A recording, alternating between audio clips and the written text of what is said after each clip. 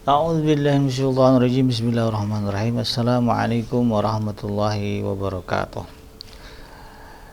Alhamdulillahirabbil alamin wa bihi nasta'in ala umuri dunya waddin wassalatu wassalamu ala nabiyyina Muhammadin wa ala alihi wa ashabihi ajma'in. Ya alimullahu ma'alimna ma yanfa'una wanfa'na bima 'allamtana wa zidna ilma wa arana al-haqqa haqqan warzuqna ittiba'ah wa arinal batila batila warzuqna ijtinabah. Rabbana zidna ilman warzuqna fahman warizqan thayyiban wa amalan mutaqabbalan. Ya ghafur rabbana inna amanna faghfir lana dzunubana wa qina adzabannar. Amma ba'd. Alhamdulillah, segala puji adalah milik Allah, Tuhan semesta alam yang telah menciptakan kita, dan karena rahmat dari Allah kembali kita berjumpa di channel iDream TV dalam program hikmah himpunan kisah dan motivasi hidup, di mana insyaallah kita akan belajar ya dari berbagai hal dalam kehidupan kita dan kehidupan orang-orang sebelum kita, untuk meningkatkan kualitas iman dan takwa kita kepada Allah. Tidak lupa kita baca salawat dan salam, Allahumma sholli ala sayyidina Muhammad wa ala ali sayyidina Muhammad. Assalamualaikum ayuhan nabi wa rahmatullahi wabarakatuh. Semoga Allah terima salawat dan salam yang kita baca dan dilimpah curahkan kepada para nabi dan para rasul, wabil khusus Rasulullah Muhammad SAW.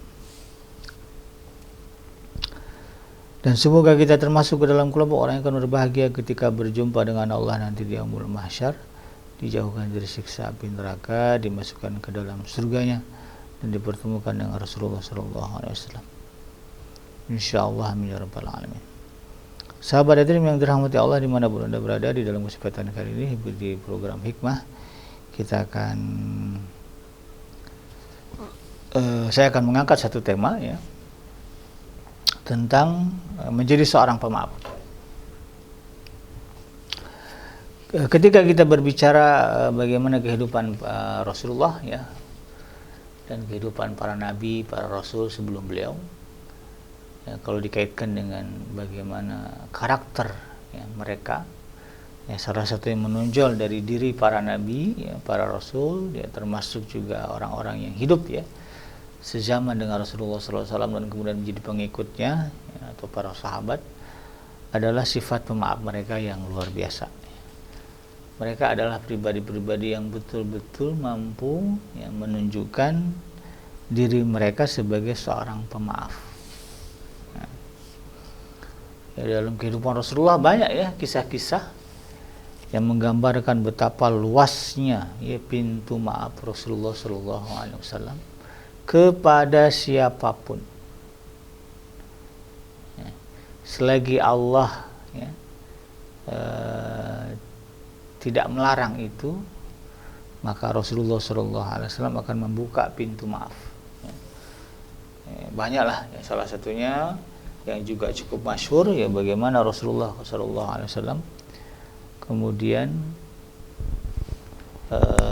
ya, menunjukkan ya, sifat pemaafnya kepada gembong ya,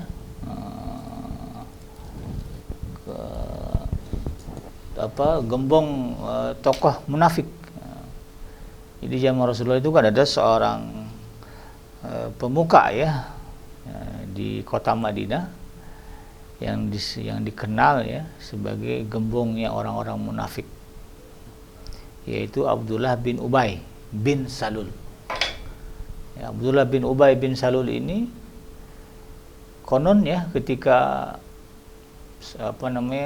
Nabi datang ya, atau katakanlah sebelum Nabi datang ya, itu dia saking ya, dihormati di kalangan warga Madinah, itu udah hampir kalau saya baca di dalam kitab sirah misalnya Ibnu Katsir ya, atau juga sirahnya Ibnu Ishaq ya, ada juga di dalam kitabnya Rijalun Haula Rasul ya, karya Syekh Muhammad bin Muhammad, itu digambarkan bagaimana Abdullah bin Ubay bin Salul ini hampir-hampir ya, jadi raja ya, ketika itu hampir dia jadi raja ya, yang diangkat oleh warga Madinah sebelum Nabi datang.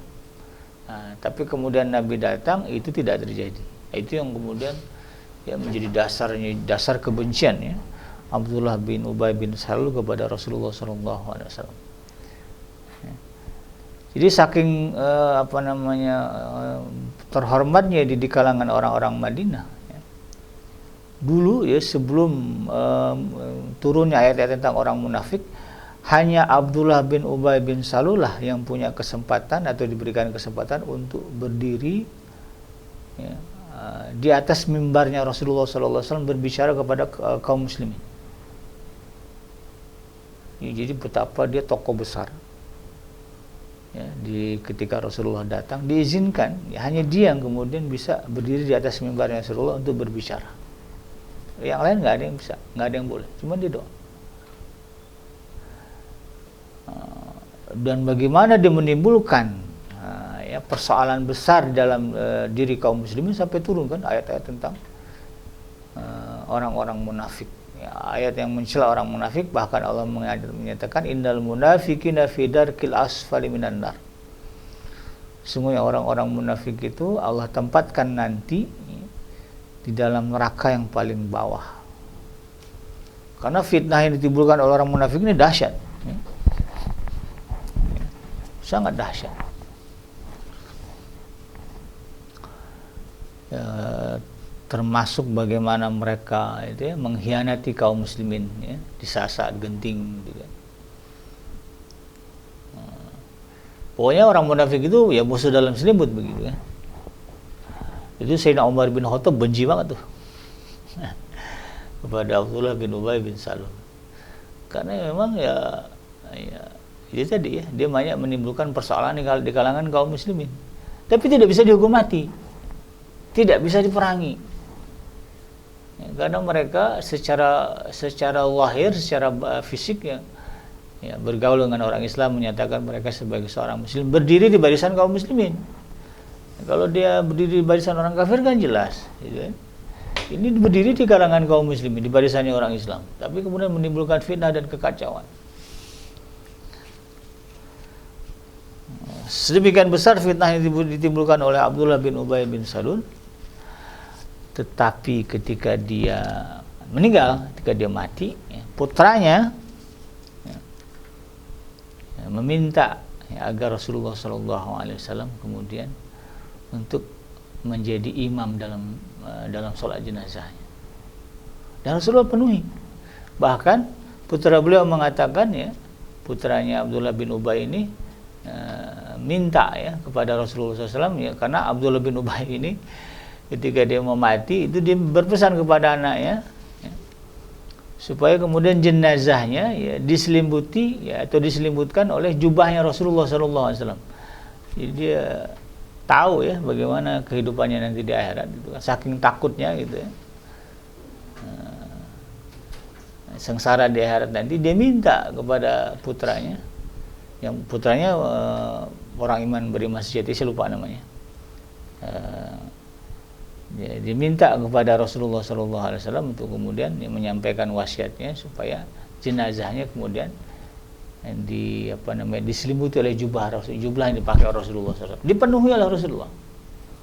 Sampai Sayyidina Umar kemudian ya menunjukkan rasa tidak suka. Ya Rasulullah, engkau tahu dia orang munafik begini-begini, tapi engkau selimutkan jenazahnya dengan dengan jubahmu, menunjukkan kemuliaan buat dia. Ya Rasulullah hanya tersenyum dengan mengatakan, seseorang tidak akan masuk ke dalam surganya Allah karena jubahnya, karena jubahku. Nah, kemudian perkara itu membuat Sayyidina Umar menjadi tenang. Ya nggak fair lah gitu kan, sedemikian dahsyatnya kemunafikan tuh orang, lalu kemudian gara-gara jubah Rasulullah masuk surga gitu kan. Tapi Rasulullah sudah tegaskan, seseorang tidak akan masuk ke dalam surganya Allah hanya karena jubahku. Sehingga Sayyidina Umar kemudian tidak mempersoalkan lagi. Ya, dan setelah itu ya, setelah Abdullah bin dan Rasulullah menyolotkan meminta akan ampun. Dan setelah itu kemudian turun ayat yang melarang Rasulullah SAW dan kaum muslimin menyolatkan orang-orang munafik, yang mendoakan orang-orang munafik. Ada larangannya.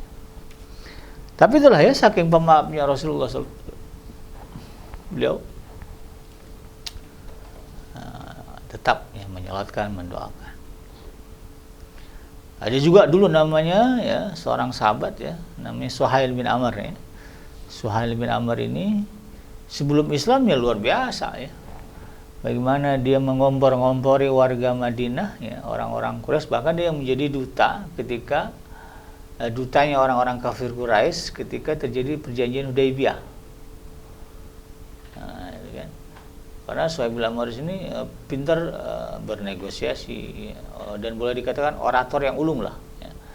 Karena memang dia yang maintain ya memaintain, menjaga ya kebencian orang-orang kafir Quraisy kepada kaum muslimin dan Nabi Muhammad dengan orasi-orasinya itu, sampai seperti itu.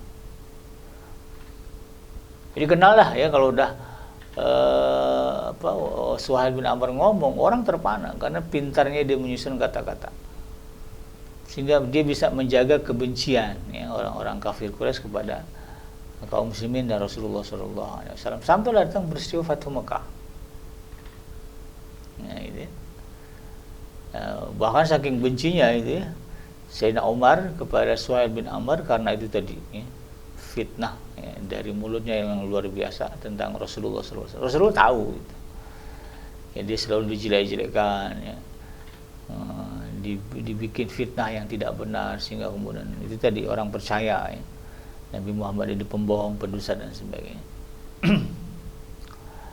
Nah, ketika di dalam perang Badar kalau nggak salah, dia ketangkap tuh ya. Suhail bin Amr jadi tawanan perang. Dan Sayyidina Umar minta kepada Rasulullah, ya Rasul bisa nggak nih Suhail ini gigi depannya ini yang dua gigi depan itu saya cabut supaya diompong sehingga dia nggak pede lagi ngomong di depan orang banyak. Zaman itu kan belum ada gigi palsu. Jadi kalau dicabut ya gimana? Biar nanti dia malu kalau ngomong di depan orang. Supaya dia nggak berhenti, supaya dia berhenti lagi mencaci maki Anda di depan orang-orang Quraisy. Rasulullah yang tersenyum dan mengatakan kepada Sayyidina Umar, kalau kamu lakukan, maukah kamu nanti itu redo nggak kamu kalau kemudian nanti ada cerita ya setelah kita meninggalkan alam dunia ini bahwa Muhammad pernah melukai tawanan perang. Mau nggak? Ridho nggak? Nah, jadi nanti jadi cemar itu sejarah ya kemuliaan Nabi Muhammad karena memerintahkan misalnya Sayyidina Umar untuk mencabut atau mengizinkan Sayyidina Umar mencabut giginya Suhail bin Amr. Ya enggak ya Rasulullah, saya nggak ridho juga. Kemudian Rasulullah mengatakan, kamu nanti akan ya tersenyum mendengar kabar dari tentang Suhail suatu saat nanti. Jadi kata Rasulullah, akan ada kabar baik tentang Suhail ya sampai ke telingamu nanti. Ya, akhirnya Suhail dibebaskan dengan ya, kesempurnaan bisnis normal sampai itu ya peristiwa Hudaybiyah. Dia jadi jadi dutanya orang-orang kafir Quraisy. Lalu kemudian pada masa Fathu Mekah baru dia Islam. Dan yang terjadi ada setelah itu ya, karena saking besarnya pintu maafnya Rasulullah. Nah, itu juga yang kemudian mendorong Suhail ini masuk Islam. Dia menyadari Rasulullah itu bukan orang jahat gitu kan, bukan seperti yang digambarkan kepada orang-orang Quraisy. Jadi mengaku sendiri bahwa ucapannya tidak benar, itu fitnah. Justru Rasulullah pribadi yang sangat pemaaf, pribadi yang sangat mulia. Tidak layak kemudian dibenci gitu. Maka kemudian dia menjadi seorang muslim. Dan keislamannya itu betul-betul tulus dibuktikan ketika Rasulullah SAW wafat ya di Madinah kan Suhail kan tetap di Mekah. Sementara Rasulullah SAW dan sahabat yang dulu hijrah ya dari Mekah ke Madinah ya, itu mereka tetap berada di Madinah. Nah, terdengar kabar di Madinah ya, dari Madinah bahwa Rasulullah SAW wafat. Itu kan bikin heboh juga ya, gonjang-ganjing. Termasuk di kota Mekah ya, ketika mereka mendengar kabar Nabi wafat, mereka bingung. Di antara percayaan tiga, kok bisa ya Nabi utusan Tuhan meninggal? Dan kita bagaimana? Itu sempat heboh ya. Ya gonjang-ganjing juga lah ya. Mengenai nasib bagaimana kepemimpinan terutama. Maka kemudian di saat genting itulah Suhail bin Amr kemudian berdiri ya, meyakinkan kepada kaum muslimin bahwa kematian Rasulullah SAW itu tidak akan menimbulkan mudarat. Intinya di dalam orasi-orasinya ketika itu dia lebih banyak menenangkan kaum muslimin yang berada di kota Mekah dan menunggu kabar dari Madinah. Tidak bertindak gegabah. Itu yang dibicarakan oleh Sayyidina Suhail bin Amr ketika mendengar kabar Rasulullah SAW wafat. Sehingga kemudian tidak jadi kekacauan, kehebohan di kota Mekah, sampailah kemudian diangkatnya Khalifah Abu Bakar As-Siddiq menjadi pemimpin bagi kaum muslimin, dan kabar itu kemudian sampai ke telinga mereka bahwa kepemimpinan Rasulullah dilanjutkan oleh Sayyidina Abu Bakar As-Siddiq. Dan ketika kabar tentang aksi yang dilakukan oleh Suhail bin Amr sampai ke telinga Sayyidina Umar, dia tersenyum. Untung kata Sayyidina Umar, giginya dulu nggak saya cabut. Kalau saya cabut dulu giginya itu, ya nggak tahu deh ya bagaimana peristiwa yang akan terjadi di kota Mekah ketika Rasulullah SAW wafat.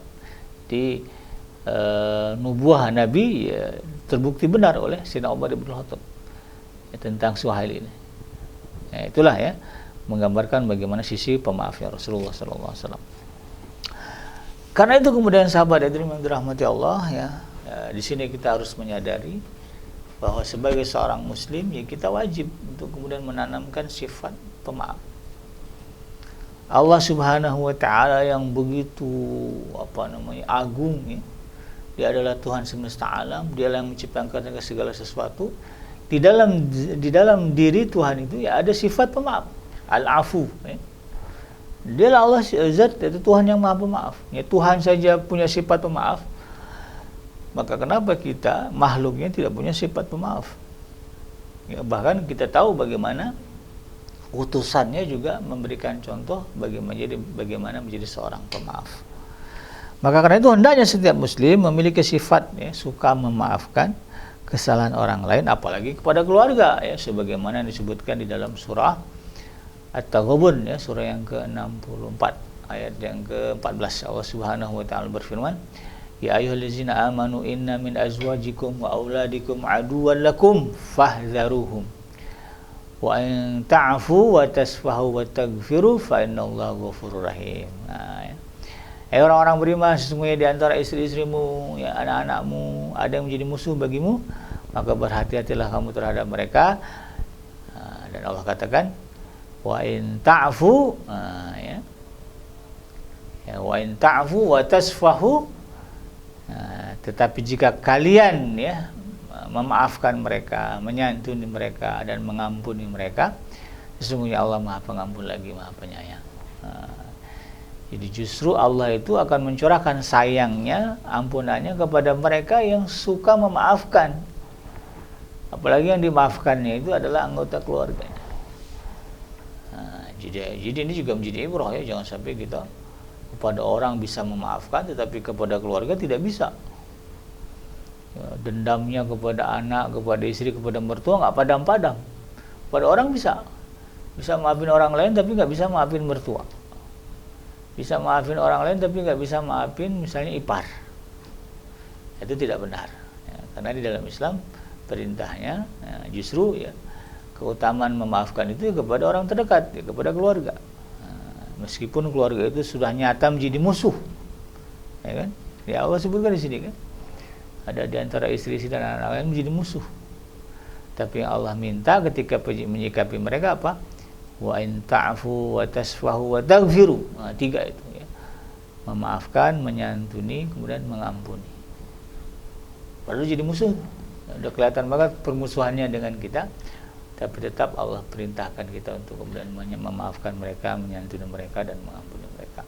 Kalau itu kita lakukan, maka Allah lah yang akan kemudian memberikan ampunan kepada kita. Dialah yang nanti akan menyantuni kita ketika kita memerlukan santunan dari Allah. Dan dialah nanti akan mengampuni segala dosa-dosa kita ketika berada di yaumul mahsyar nanti. Tidak maukah kita mendapatkan itu? Tentu kita mau. Maka syaratnya adalah penuhi ayat ini, jadilah seorang pemaaf. Dan berbicara pemaaf atau memaafkan tentu tidak hanya sekedar diucapkan di lisan saja, tetapi harus sampai ke dalam hati, dan itulah yang disebut dengan sebagai memaafkan. Ya tidak hanya sebatas ya saya maafin ya, tapi hatinya tetap enggak deh. Ya mungkin ya kalau kata orang Inggris ya, kan ada istilah forget, ada forgive. Forgive dan forget. Ya. We forgive but not forget. Ya, kita memaafkan tetapi kita tidak lupa. Ya kalau sekedar mengingat, ya ingatlah kesalahan orang, ya kita wajar itu ya. Ya kita tahu bahwa dia pernah melakukan kesalahan kepada kita dan itu menyakitkan perasaan kita ingat. Tapi tetap dalam hati kita maafin. Cuman bekas-bekas luka itu yang kemudian tidak hilang, itu yang disebut kemudian kita tidak bisa melupakan. Ya kalau kita tidak bisa melupakan ya wajar, normal, tidak masalah. Artinya ya saya tetaplah memaafkan dia kan keluarga saya juga itu kan. Tapi kemudian saya tidak akan melupakan perbuatannya, itu normal, itu wajar dan tidak masalah. Ya kan dalam kasus pembunuhan Sayyidina Hamzah ya oleh Wahsy itu mendapatkan maaf dari Rasulullah. Ya, tapi kemudian Rasulullah tidak melupakan tindakan Wahsy kepada paman beliau. Sampai-sampai Wahsy diminta Rasulullah untuk kemudian tidak menunjukkan wajahnya lagi di hadapan Rasulullah. Dan itu dipegang sama Wahsy. Jadi dia nggak pernah mau menunjukkan mukanya di hadapan Rasulullah walaupun dia seorang muslim. Nah, itu. Dan hendaklah setiap mukmin ya suka memaafkan sebelum dia meminta maaf. Nah, ya. Jadi ketika ada, kalau bisa kita maafin sebelum orang itu minta maaf. Nah, berat memang ya, ya bukan hal yang enteng ya. Tapi disitulah nilai jihadnya, nilai kesungguhan kita di dalam menegakkan ajaran Allah. Ya, mendapatkan perlakuan tidak mengenakan, menyakitkan, ini siapa yang bisa menerima? Tidak ada. Tapi kemudian syariat mengajarkan kita, menyarankan kita, meminta kita. Allah yang Maha Pemaaf itu mengatakan, memerintahkan dia, wa in ta'fu wa tasfahu wa taghfiru. Kalau kalian bisa memaafkan, kemudian tetap menyantuni orang ya yang menyakiti kita dan kemudian tetap memberikan ampunan ya. Membebaskan dia dari kesalahannya dari kita. Oh itu luar biasa kata. Itulah ya nilai dari jihad kita. Ini kalau bicara jihad jangan jauh-jauh dulu lah ya. Coba tegakkan itu di dalam keluarga kita dulu. Berjihad untuk menjadi seorang pemaaf kepada mertua, kepada orang tua, kepada istri, kepada anak. Berapa banyak sekarang ya permusuhan antara orang tua yang menahun. Ya, berapa banyak perang dingin ya, permusuhan dingin ya. Antara suami dengan istri hidup serumah ya, setempat tidur atau mungkin sudah nggak sempat tidur tapi hidup serumah. Nah, ini kan luar biasa ya. BKJ ngomong gampang, saya bukan ngomong gampang ya, memang ini berat ya, saya akui berat. Tetapi itulah kemudian nilai jihad kita di hadapan Allah Subhanahu wa taala. Ini juga bukan berarti saya bisa itu kan. Tapi disinilah kemudian kita sama-sama untuk berusaha menegakkan apa yang diajarkan dalam syariat ya, kepada kita. Lagi para istri ya, istri itu paling susah minta maaf. Ini harus diperjuangkan ya. Ya tidak ada, jangan dinormalkan ya prinsip ya. Istri tidak pernah salah. Ya. Suami salah, ya suami minta maaf. Istri salah, suami minta maaf. Itu tidak dibenarkan. Ya, kalau perlu kita minta maaf sebelum ya. Kalau perlu kita memaafkan sebelum orang itu meminta maaf atas kesalahan kita. Nah, ya. Dan kenapa kemudian kita melakukan itu? Karena kita sadar kita juga tidak pernah luput dari kesalahan. Nah itulah ya. Motivasi begitu. Ya kita tahu ya mungkin yang salah suami. Ya. Tetapi sebagai seorang istri yang juga mungkin ya pasti melakukan kesalahan kepada suami, maka kemudian sebelum suami menyatakan maaf, kita minta maaf. Kita memaafkan mereka. Suami juga sama, sebelum istri minta maaf, atau katakanlah istri nggak pernah minta maaf, biarin aja. Yang penting kita di hadapan Allah menyatakan kemaafan untuk dia. Ngomonglah, ya Allah saya maafin dia. Ya Allah saya maafin dia. Walaupun istri mungkin tidak pernah minta maaf, tidak masalah. Tapi ini jangan dinormalisasi ya. Jangan dijadikan satu hal yang normal bagi para istri untuk kemudian tidak minta maaf kepada para suami. Tidak ada manusia yang tidak punya salah. Ya, semuanya pasti pernah bersalah. Di dalam surah Al-Maidah yang ke-13 Allah katakan fa'fu anhum wasfah innallaha yuhibbul muhsinin. Maka maafkanlah mereka dan biarkanlah mereka. Artinya ya dimaklumi saja. Ya, maklumilah mereka. Innallaha yuhibbul muhsinin, sesungguhnya Allah menyukai orang-orang yang berbuat baik. Itulah bentuk kebaikan yang dicintai oleh Allah Subhanahu wa taala. Dia menjadi seorang pemaaf atau mampu kita memaafkan orang lain, itu adalah kebaikan yang dicintai oleh Allah Subhanahu wa taala. Dan seperti itulah yang digambarkan dalam surah Al-Baqarah ayat yang ke-263 ya. Dalam surah Ali Imran ayat yang ke-133, 134 ya. Surah An-Nisa ayat 149, surah Al-Maidah ayat yang ke-13, surah Al-A'raf ayat yang ke-199, dan juga di dalam surah Asy-Syura ya, ayat yang ke-39 hingga ayat yang ke-43. Itu bicaranya adalah bagaimana ya, kita diperintahkan oleh Allah Subhanahu wa taala untuk menjadi seorang pemaaf. Berat? Ya, memang berat. Tapi itulah nilai jihadnya di sisi Allah Subhanahu wa taala. Ya, ketika kita mampu memaafkan orang yang telah menyakiti kita, melukai kita, mengkhianati kita, ya, dan itu menjadi sesuatu yang dicintai oleh Allah Subhanahu wa taala. Oke lah, kita tidak bisa melupakan kesalahan orang lain, boleh, itu normal. Tapi tetap kita harus berusaha membuka pintu maaf. Apa cirinya kita memberikan maaf? Ya, kita tidak dendam. Kita kemudian tidak melakukan pembalasan yang sama. Jadi setiap Muslim ya, ketika berbicara sifat ya, dia harus jadi pemaaf dan kemudian dia harus bisa menghilangkan sifat dendam. Ya, bukti dia memaafkan, dia tidak ada dendam. Ya, itu kan. Nah, bukti dia dia bukan seorang pendendam, ya dia mampu memaafkan kesalahan orang lain. Ya, dua hal inilah yang kemudian menjadi satu ya. Menjadi seorang pemaaf dan tidak menjadi seorang pendendam. Dua sifat dan kemudian diamalkan dalam satu keadaan. Ya kan, kalau udah namanya memaafkan ya udah nggak ada dendam lagi, nggak ada kemudian ingin membalas begini begitu, nggak ada. Walaupun kita masih ingat ya, di kesalahan dia, tapi tidak adalah niatan di hati kita untuk kemudian menyusahkan orang itu, membalas perlakuannya dulu kepada kita. Nah, itu yang disebut dengan pemaaf. Dulu saya punya ibu tiri misalnya, gitu ya, sering menyakiti, mempersulit keadaan saya gini. Kemudian sekarang zaman berubah, keadaan berubah.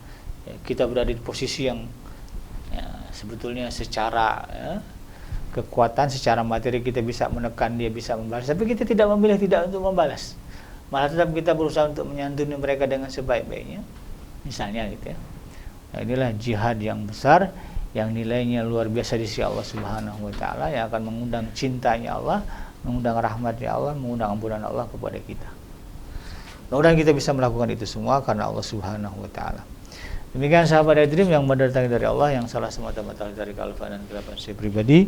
Saya bikinnya babin dur, hasbiyallahu la ilaha illa huwa alaihi tawakkaltu wa huwa rabbul arsyil azim. Subhanaka Allahumma rabbana wa bihamdika asyhadu an la ilaha illa anta astaghfiruka wa atubu ilaik.